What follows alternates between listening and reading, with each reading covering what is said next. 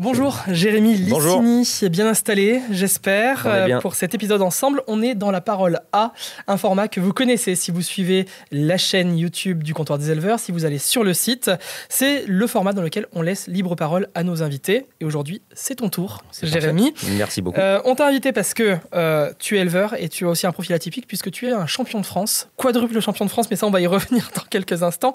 Parlons déjà de ton exploitation, de toi en tant qu'éleveur. Tu es éleveur bovin lait, producteur fromage sur la commune de Panossa en Isère. Oui, tout à fait. Décris-nous un petit peu plus en détail cette exploitation, ce que tu fais. Eh ben, donc, je suis installé sur une exploitation agricole. J'ai 2 associés et nous avons 4 salariés. Je travaille avec eux depuis que j'ai l'âge de 14 ans.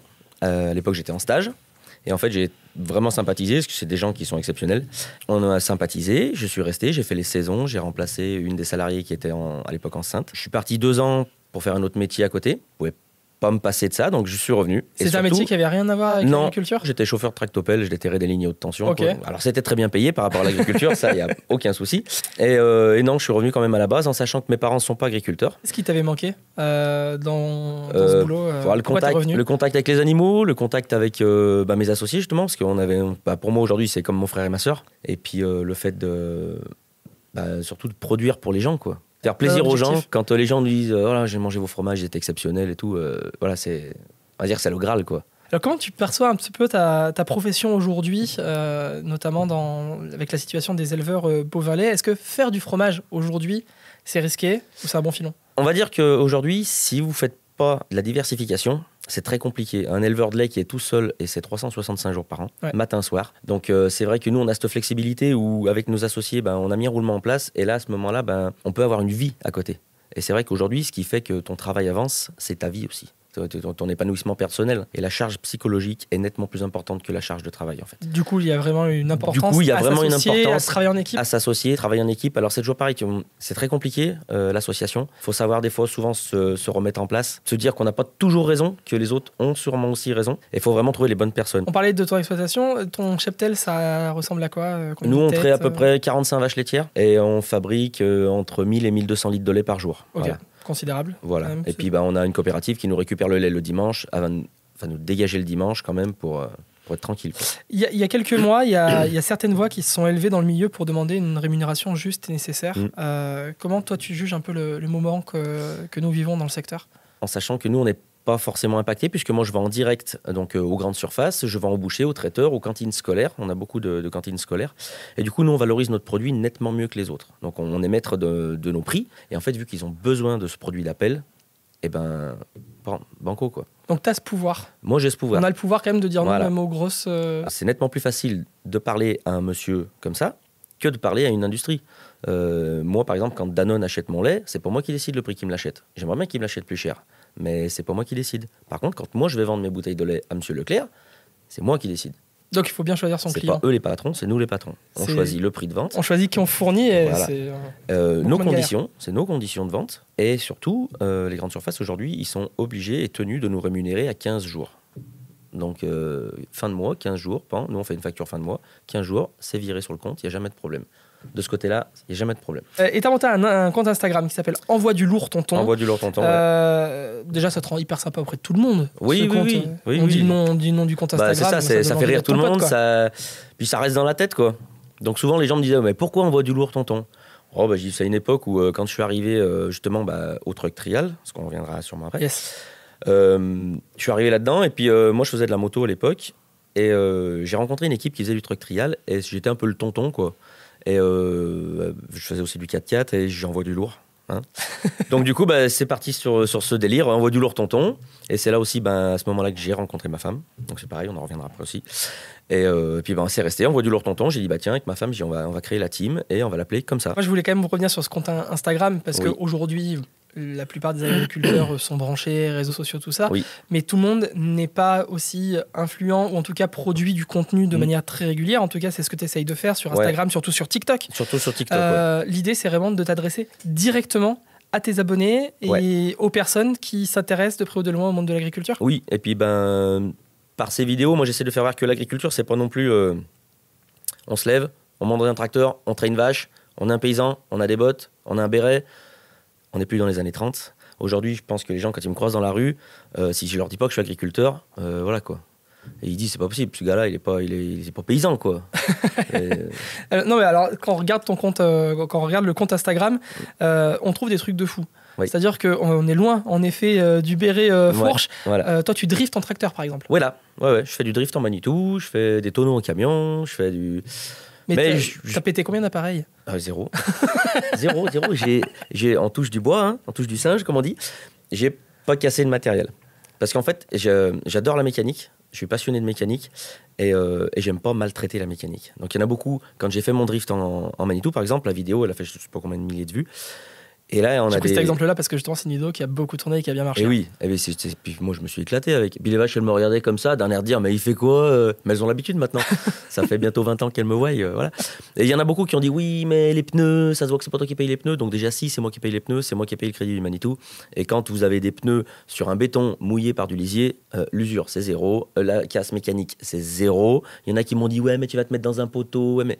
Oui, c'est sûr que si on voit tous les pires scénarios du monde, il peut nous arriver plein de choses. C'est pareil, hein, il y a peut-être même Ben Laden qui aurait pu me jeter un avion dessus quand je t'apprête faire ça. Au bout d'un moment, arrête, prends le temps, regarde la vidéo, kiffe, fais-toi plaisir, arrête de critiquer. Et bah, du coup, moi je pose une autre question que des haters ont dû t'adresser aussi. Ça sert à quoi de faire ce genre de vidéo? Absolument à rien.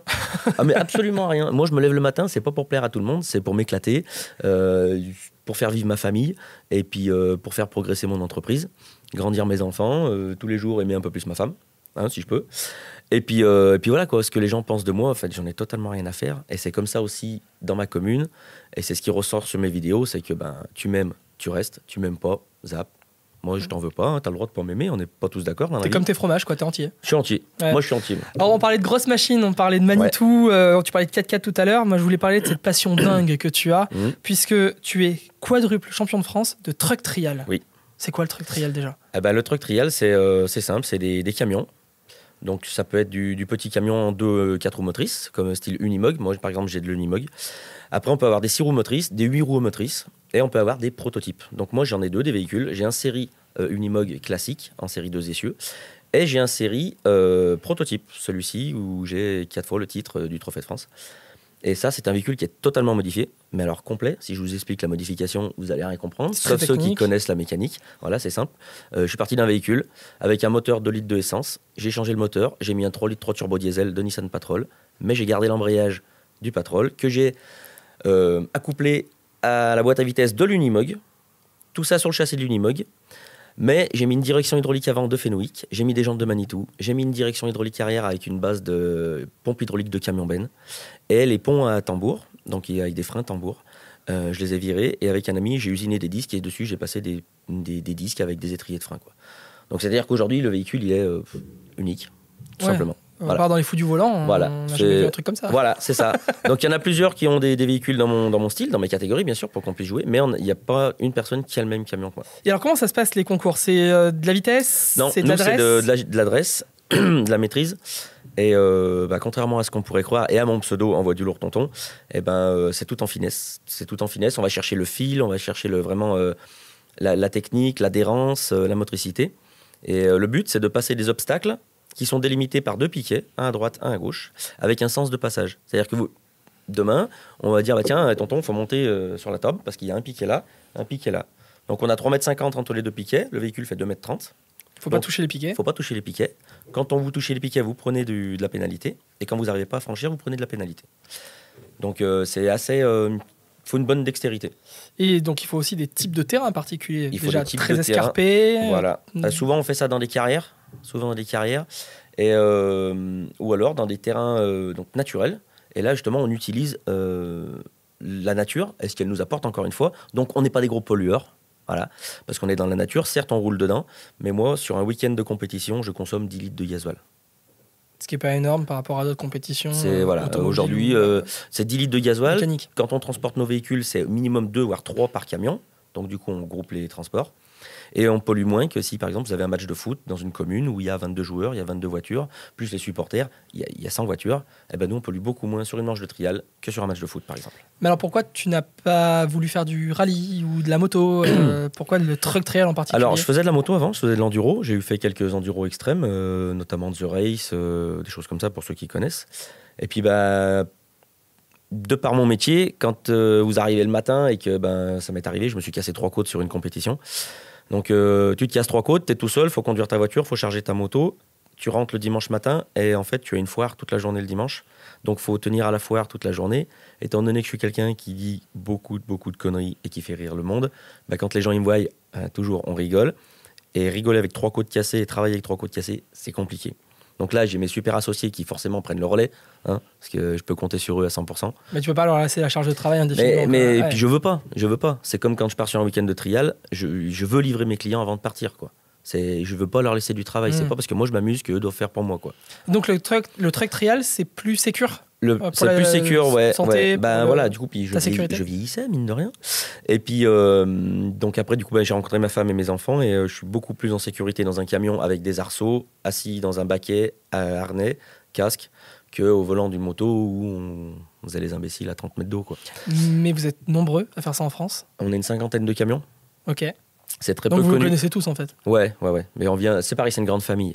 Donc on est concurrents, mais par exemple, moi je transporte mon principal concurrent, quoi. Le deuxième du championnat, c'est moi qui le transporte. Son camion, il est chez moi. Je l'aide à le préparer aussi. On s'appelle au téléphone tous les matins. On est concurrents, mais voilà, quoi. On est concurrents quand on a le casque. Quand on a enlevé le casque, on est frères, quoi. Tu parlais de ton camion unique, de la manière dont tu l'avais construit, remodelé, tout ça. Il faut avoir du coup sacrément investi pour avoir un camion. Alors, moi j'ai la chance d'avoir des sponsors qui me suivent. Donc déjà, de par le fait que je fais du résultat, que les gens m'aiment bien, qu'apparemment je suis quelqu'un que les gens apprécient. Et du coup, j'ai beaucoup d'amis et qui m'ont financé, en fait. Et j'avais d'abord mon premier camion.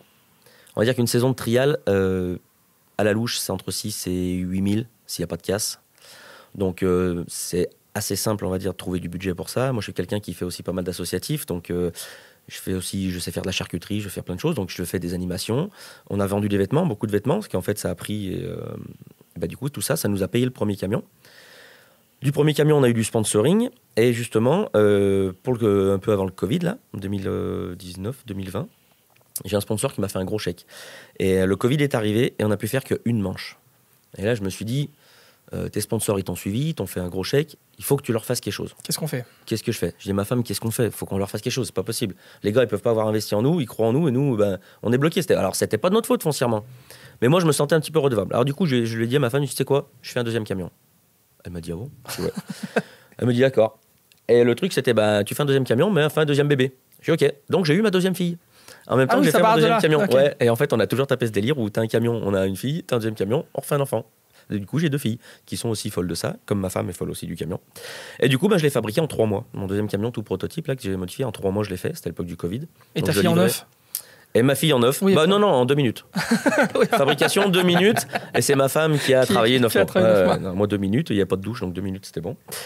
Et du coup, voilà, donc on est parti là-dessus. J'ai fabriqué ce camion. Et de là, en fin d'année, quand j'ai présenté le camion sponsor, waouh, quoi. Jérémy, un agriculteur qui fait du trail truck, qui est champion de France, qui vit aussi pleinement sa passion, ça envoie quel message pour toi ? Ça envoie que l'agriculture, c'est pas un métier perdu. Et surtout, ce qu'il faut, c'est avoir une sortie de secours. Mais le plus important, le plus important, il faut vraiment trouver la femme parfaite. Ah oui. Ouais. Moi, j'ai la chance d'avoir la femme parfaite qui me suit dans mon travail, qui me suit dans mes délires, qui me suit dans le truck trial, parce qu'elle était copilote avant qu'on ait notre premier enfant. Et du coup, en fait, vous pouvez pas faire votre travail, votre passion et tout, si vous n'avez pas votre moitié qui vous suit. C'est pas possible.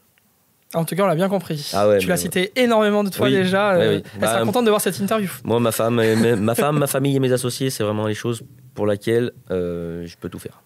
Bon, t'es un peu sportif, t'aimes le challenge, donc t'aimes aussi les jeux, j'imagine. On en fait un petit. Jeu. On va faire un tu préfères. D'accord. Je te donne à chaque fois 2 propositions, à toi de choisir la proposition, et si tu veux nous l'expliquer, tant mieux. D'accord. Tu préfères poids lourd ou petit pois ? Poids lourd. Poids lourd. Petit pois, déjà, c'est les légumes, je suis pas très légumes. Moi, j'aime bien les légumes quand ils ont un peu rose, avec le nez rond et une queue en tire-bouchon. Voilà. Ouais. Là, les légumes, je les adore. Tu préfères camion ou tracteur ? Mais gros, camion. Mon rêve, ça serait d'avoir un Unimog pour travailler les terres avec. Parce qu'à la base, les Unimog, c'est des tracteurs allemands. Okay. Et en Allemagne, ils travaillent avec les Unimog. Et bon, le budget fait que voilà, quoi. C'est très cher. Ouais, il faut compter 80 000 €, quoi. Alors, c'est le prix d'un tracteur, hein, mais ça serait à titre personnel et je peux pas. Bon, t'envoies du lourd, tonton. Du coup, tu préfères habileté ou vitesse ? Habileté. Ouais. Tu préfères boire du lait ou manger de la poussière ? Manger de la poussière. Ça m'étonne pas du tout. Tu préfères parler à tes vaches ou parler à tes abonnés TikTok? Alors, j'adore parler à mes abonnés TikTok tout en étant au milieu de mes vaches. Et du coup, les vaches, je leur parle un petit peu. Du coup, je fais plaisir aux deux. Et le petit dernier, tu préfères train-train tranquille ou sensation forte? Ah, sensation forte. 100 fois? Ah ouais, mais 100 000 fois. Ça t'a servi ou pas de faire du truck trial en compétition pour ton métier? Ça a changé quelque chose soit dans ta vision, soit dans ta pratique de l'agriculture? Oui, parce qu'avant, dans mon métier, j'étais quelqu'un qui fonçait. Mais carrément, c'était parti, allez, je faisais des heures, j'attaquais le matin à 4 heures, on finissait à 23 heures et tout. Et le truck trial, donc ça a appris déjà à me calmer. Et j'en reviens encore à ma femme. C'est aussi grâce à elle que j'ai appris à me calmer. Et du coup, je me suis aperçu qu'en étant plus calme, je faisais plus de travail en me fatiguant moins. Donc plus du coup, productif, c'est plus réfléchi, plus productif, plus diplomate aussi. Tu parlais d'associatif tout à l'heure. Oui. J'aimerais beaucoup profiter de ce moment avec toi pour évoquer quelque chose qui me tient à cœur, mais surtout que je sais qui te tient à cœur, c'est l'engagement caritatif. Oui.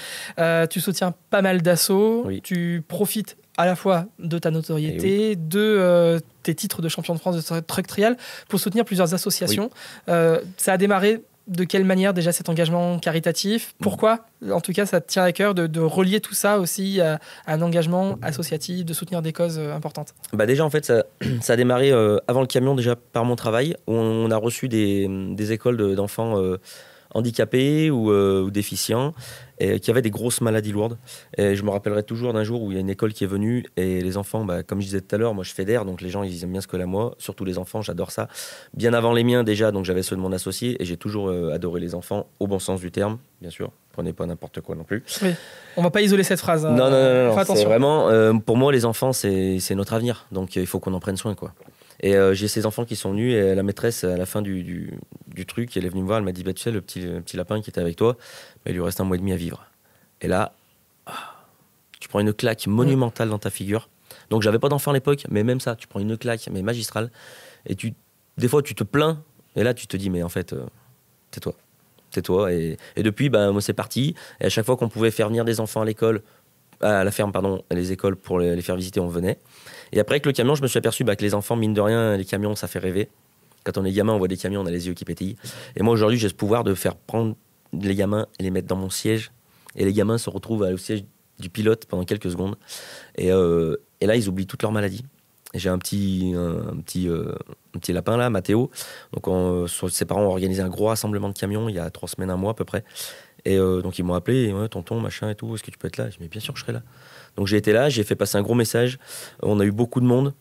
On a fait un énorme défilé de camions. Il y avait plus de 50 camions décorés. Et tout ça, ça a permis de leur ramener du budget. Parce que les soins ne peuvent pas se faire en France. Parce qu'aujourd'hui, on a un statut en France qui est un peu compliqué. C'est-à-dire que les soins qu'ils leur font à leurs enfants en Espagne, chez nous, ils sont considérés comme de la maltraitance. Ok. Tout ça parce qu'en fait, là-bas, ils poussent les enfants. C'est-à-dire que les soins qu'ils font là-bas, chez nous, ils jugent que l'enfant souffre, alors qu'en fait, l'enfant, il en est ressorti grandi. Et il a appris à marcher là-bas en 15 jours, que chez nous, en 5 ans, il n'avait pas appris.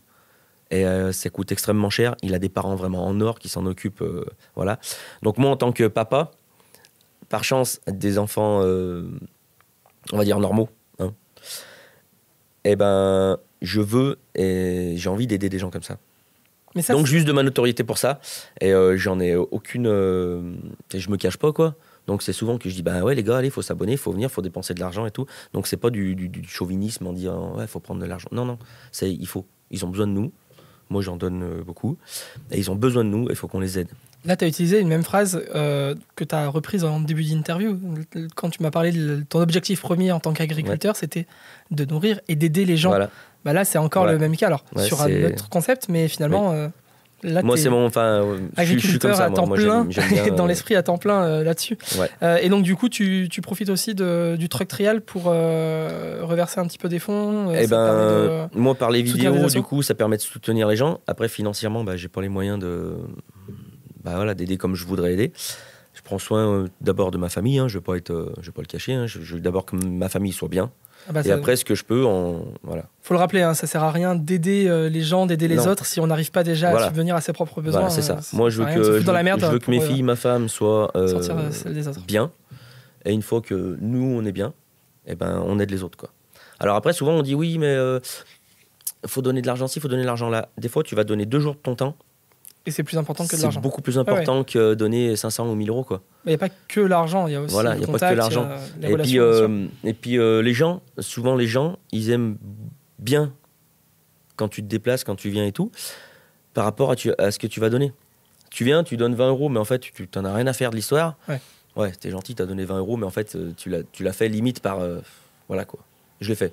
Non, bah moi, quand j'y suis entier. Et je suis parti de chez moi, c'était 4h30, 5h du matin. Je me suis fait presque 2 heures de route avec mon porteur. Donc, mine de rien, tout ça, le gasoil, l'autoroute, le machin et tout, c'est un week-end où moi, j'ai claqué 500 euros. Et c'est de l'argent dépensé. C'est de l'argent dépensé pour la bonne cause. Et du coup, ça a apporté du monde. Et puis, les buvettes ont tourné, les paylas ont tourné. Enfin, voilà. Puis, ils ont récolté du budget. Donc, si la buvette tourne, généralement, c'est que c'est la buvette tourne. Alors, on a bien fait tourner aussi. Hein, de ce côté-là, on a bien donné. Mais voilà, c'est que pour la bonne cause. Carte blanche, c'est notre petit moment de fin d'émission. À chaque fois, Jérémy, avec notre invité, on laisse à l'invité 30 secondes pour qu'il parle d'un sujet qui lui tient à cœur. Alors, on a évoqué déjà énormément de choses ensemble, beaucoup de choses qui te tiennent à ceur. Oui. Mais si tu avais quelque chose à ajouter, un sujet que tu aimerais qu'on approfondisse là sur les 30 dernières secondes, ce serait quoi ? Déjà, je voudrais remercier mes associés parce que sans eux, on ne pourrait pas vivre tout ce qu'on vit aujourd'hui jusqu'à maintenant. Ma femme aussi, mes filles. Et après, je crois qu'on a compris pour sa femme. On l'a. Ouais. Et surtout, je voudrais que les jeunes qui arrivent, ils continuent à croire en l'agriculture. Même si c'est compliqué d'y croire, il faut y croire. On est là, nous, pour vous aider. Comme je dis, moi, ça fait déjà bientôt 17 ans que je suis installé, j'ai 40 balais, j'ai plus la fougue de mes 20 ans. Mais je vois qu'il y a des tas de jeunes qui sont sur les réseaux, qui nous suivent, qui sont à fond. Mais moi, quand je vois ça, je me suis refait. Là, on a fait le sommet, on a fait, je sais pas, peut-être 200, 300 photos. Les jeunes, ils sont au taquet. Oh, mais non, on voudrait faire... Allez-y, les gars, allez-y. Ça va être compliqué, mais je suis l'exemple où on peut réussir sans avoir de famille agricole et sans être dans le milieu. Le tout, c'est de la motivation, de l'envie, de la volonté. Tout simplement. Si quelqu'un veut créer Envoie du lourd Neveu, il y a peut-être un partenariat à faire. Envoie du lourd Neveu, ça peut le faire, mais par contre, les gars, va falloir envoyer du lourd parce que on fait pas les choses à moitié. En tout cas, t'en as envoyé dans cette interview. Merci beaucoup, c'était avec plaisir. Jérémy, d'avoir été avec nous pour cet épisode de La Parole A qui se termine, mais vous pouvez le redécouvrir sur YouTube, sur le site du Comptoir des Éleveurs, en audio, sur les plateformes de streaming, Spotify, Deezer, et puis bien sûr, les réseaux sociaux sont ouverts pour recevoir vos commentaires, vos likes, vos partages, et puis on peut discuter ensemble, bien entendu. Merci à tous. À bientôt.